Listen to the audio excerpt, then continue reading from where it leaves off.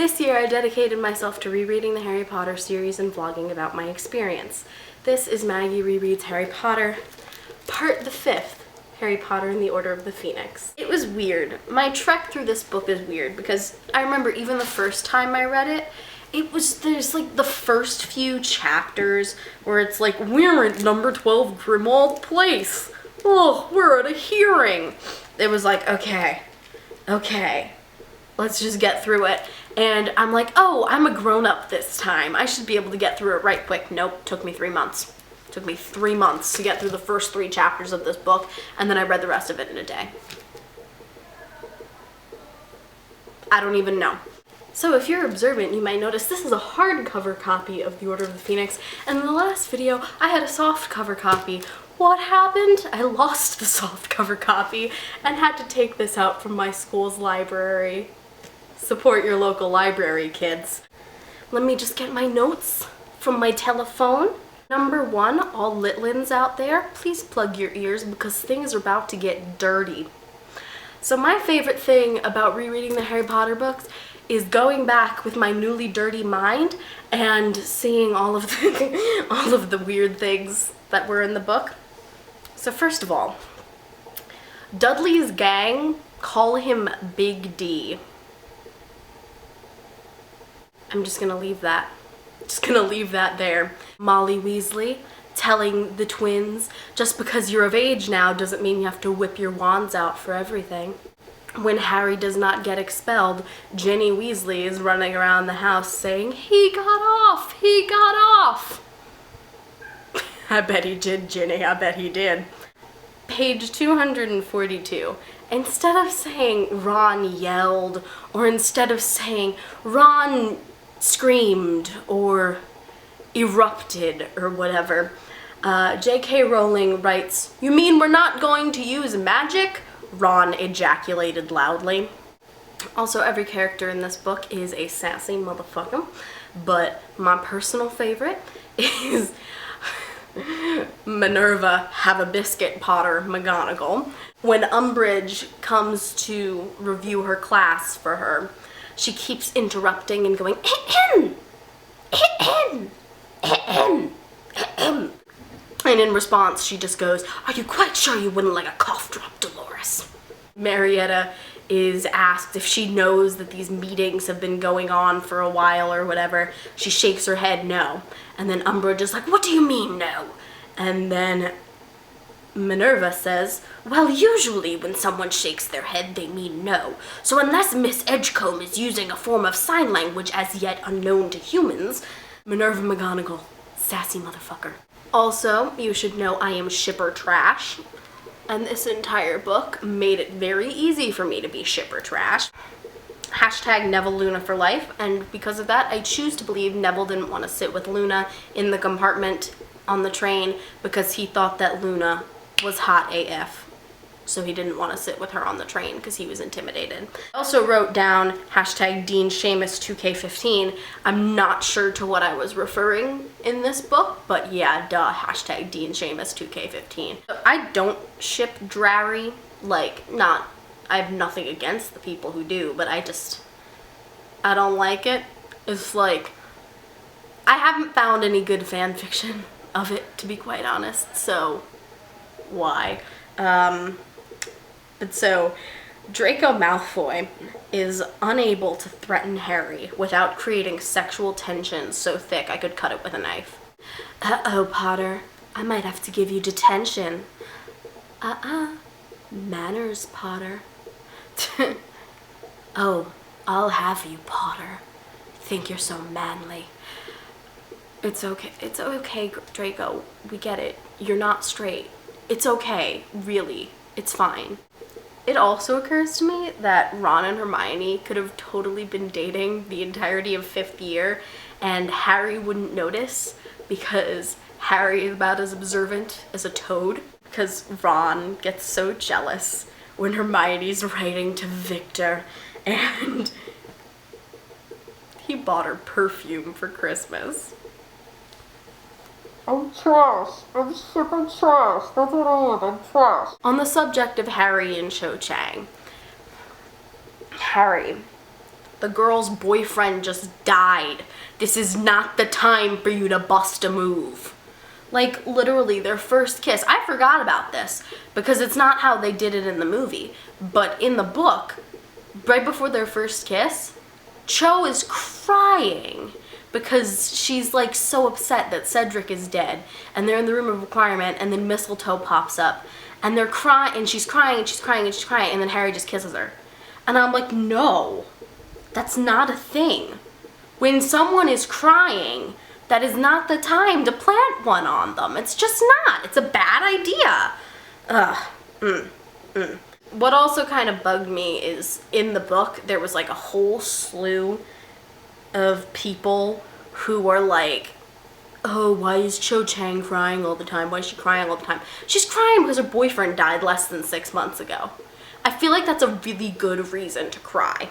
And like, there's like this whole thing, especially like, and I talked about it a bit in my last video, there's this whole thing within Harry Potter where it's like, if a woman is in any way womanly, she's somehow less worthy. Like, I talked about it with Fleur in my last video, but sort of the idea that Cho, like, wants to have a nice boyfriend and cries when he dies and is sad because he's dead, that automatically makes her, like, a less worthy woman in the book.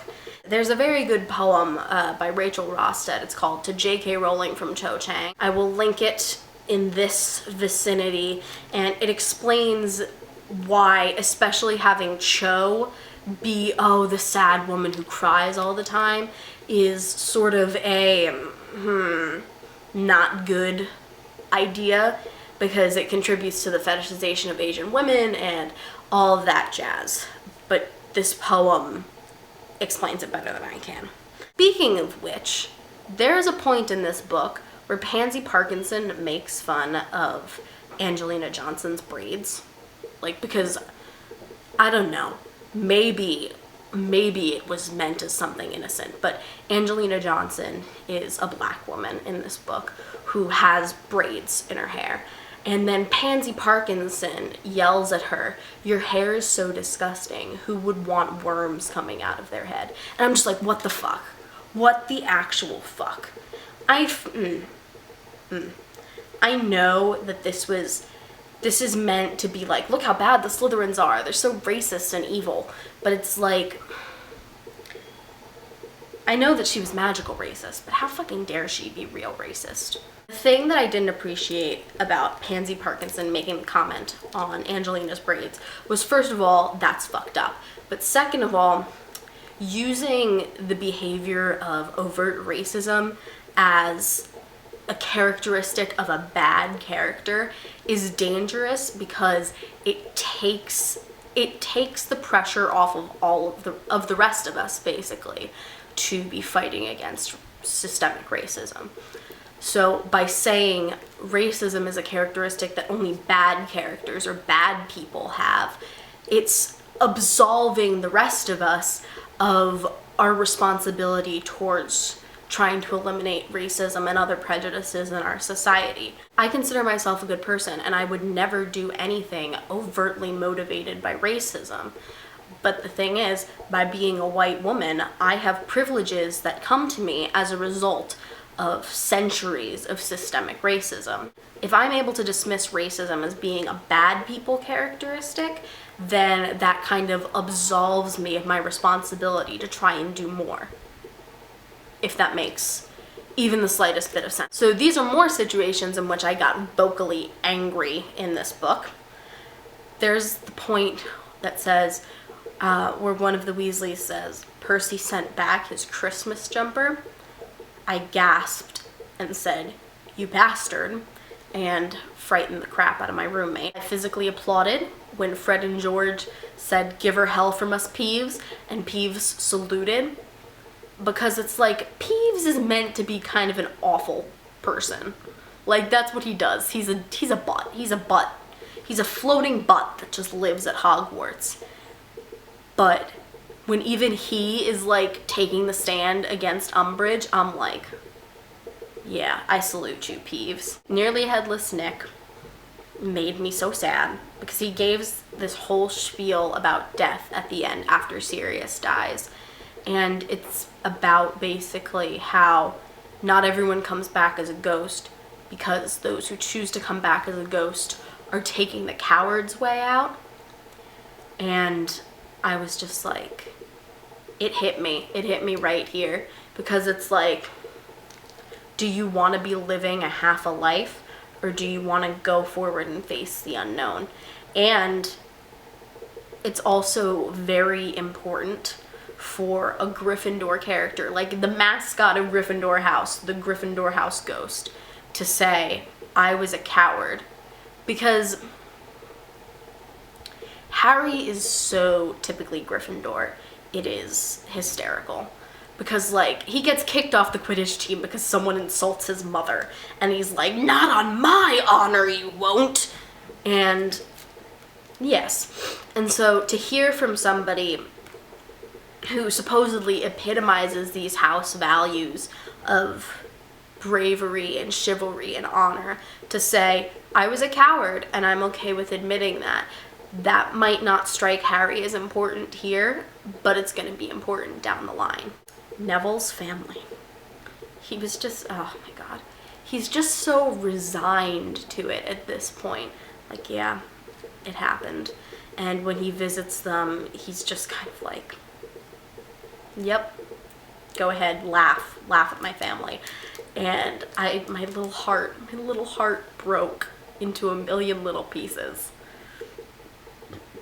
I love Neville so much. Also, foreshadowing resolved, Snape can read minds.